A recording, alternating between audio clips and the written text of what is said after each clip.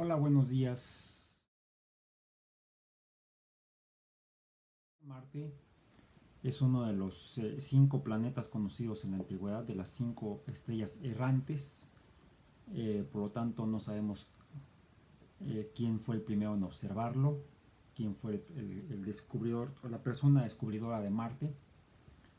Lo que sí hay registros desde hace 5.000 años aproximadamente, registros de los astrólogos mesopotámicos, astrólogos babilonios, astrólogos asirios, incluso también en la parte más oriental de Asia.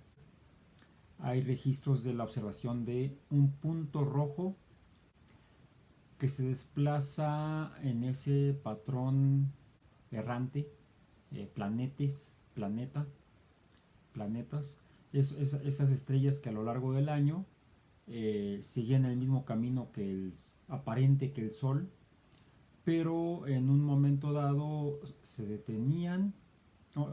Se aletargaba su movimiento, luego se detenían, luego parecían regresar y posteriormente volvían a detenerse y se volvía a mover a través de la bóveda celeste, en contraste con el resto de las estrellas, o las estrellas llamadas desde entonces como estrellas fijas, como si estuvieran pegadas en la bóveda celeste. Y al volver a moverse a través de la bóveda celeste, se movía cada vez más rápido para volver a presentar un ciclo de aletargamiento, detención, recesión o regreso. Incluso ese regreso también parecía acelerarse, luego se aletargaba y luego otra vez se detenían y volvían. De esta manera fue que esa estrella, al igual que otras 4, fueron llamadas estrellas errantes.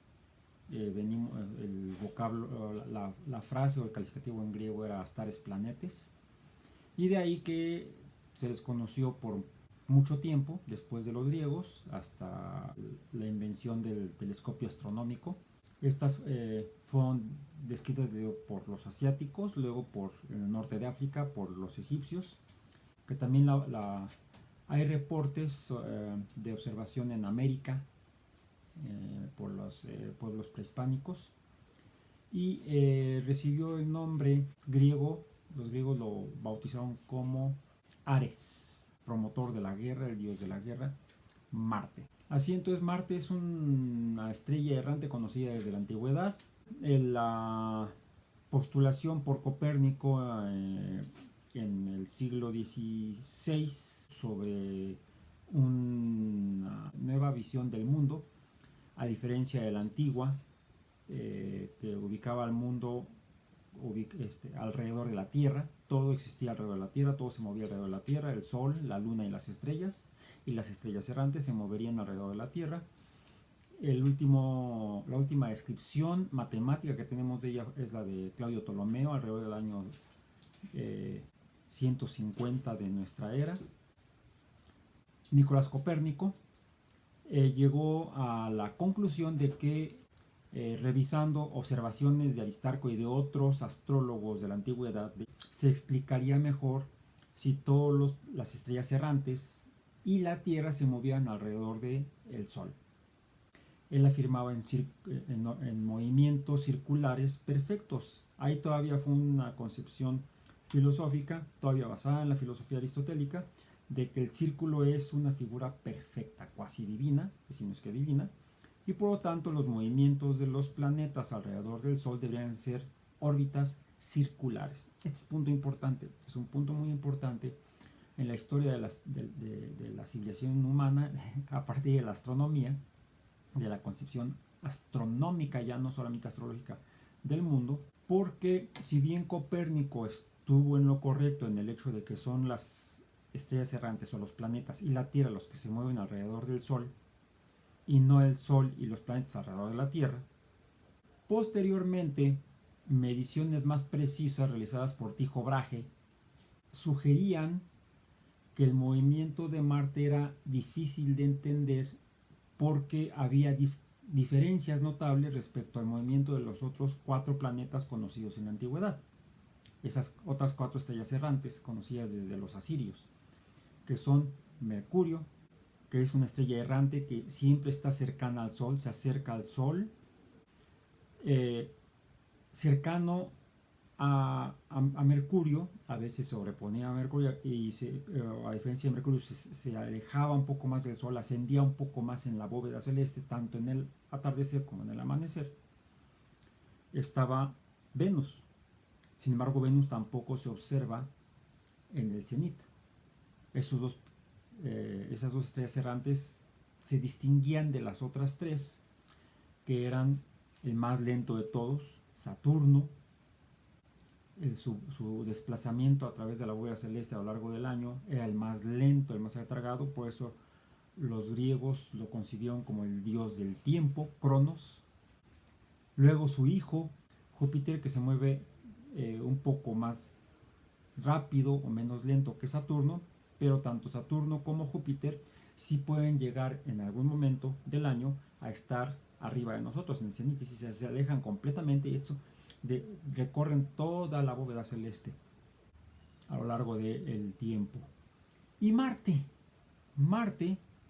que es la que se encontraba en movimiento de velocidad intermedio entre Venus y Júpiter, pero se distinguía de las otras por su coloración roja.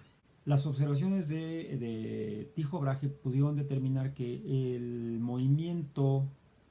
los movimientos de Marte se distinguían por sus magnitudes de los movimientos de las otras 4 estrellas errantes. Y fue Johannes Kepler, un astrólogo, todavía eran astrólogos, todavía se llamaban astrólogos. Kepler estudia matemáticas y astrología, y Brahe lo invita a trabajar con él. Y a partir de los cálculos que hace con las observaciones de Brahe, llega a la conclusión de que al menos Marte no se mueve en una órbita circular alrededor del Sol. Ya tanto Tycho Brahe como Kepler dudaban del modelo tolemaico, más Kepler que Brahe. Brahe se queda plantea un tercer modelo del cosmos, del mundo, intermedio entre el tolemaico y el copernicano. En cambio, Kepler se asume como un promotor, creyente y promotor del modelo heliocéntrico de Copérnico. Los cálculos que hace a partir de las observaciones de Marte, las que le permiten llegar a la conclusión de que Marte sí se mueve distinto a los otros 4 planetas, las otras 4 estrellas errantes, porque sus movimientos son los que menos se pueden explicar con base en un modelo circular. Él abandona el modelo circular, el modelo de la órbita circular alrededor del Sol, y prueba las observaciones con un modelo de un círculo excéntrico, es decir, una elipse. El Sol, en lugar de estar en el centro del círculo, ya no era un círculo, era una elipse, pero tampoco estaría en el centro de la elipse, estaría desplazado hacia uno de los focos. Y así Kepler llegó a su primer postulado o ley del movimiento de las estrellas errantes o planetas. Postula un modelo matemático en el cual los planetas se mueven en órbitas elípticas alrededor del Sol, estando el Sol en una de los focos de la elipse.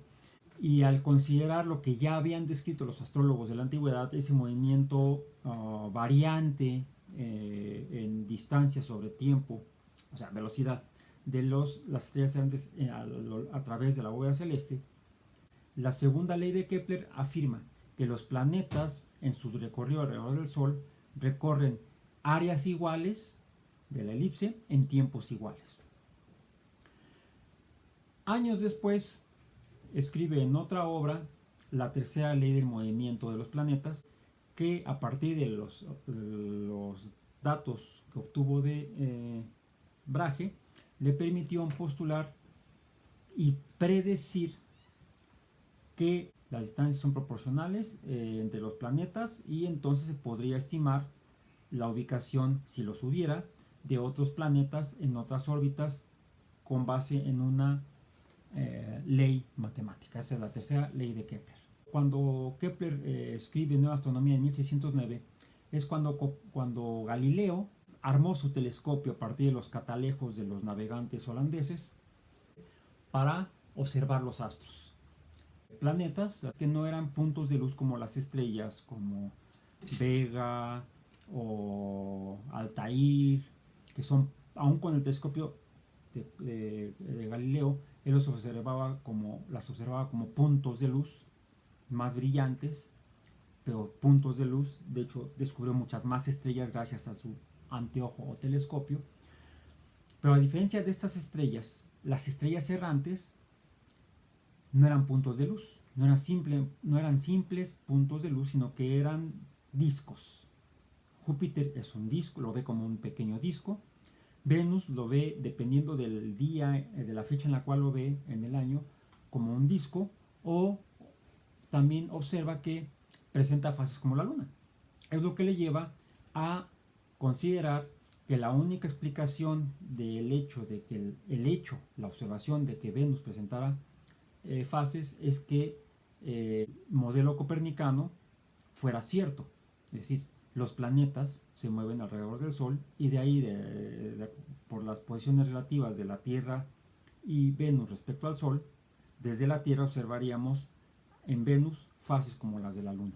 Entonces, a partir de las observaciones de Galileo, empezamos a tener conocimiento de que los planetas no son iguales a las estrellas, no son puntos de luz, sino que, y es la observación de Venus la que permite explicar que no son estrellas porque no emiten luz, sino que reflejan la luz de la estrella a la cual orbitan. Finalmente, entonces, los planetas son mundos, son cuerpos que no emiten luz sino que la reflejan, son cuerpos opacos, y a partir de esas observaciones se logran tener mayor información de realmente qué es y cómo son cada uno de los planetas, cada una de estas estrellas, antiguas estrellas errantes. Por hoy nos despedimos. Live long and prosper.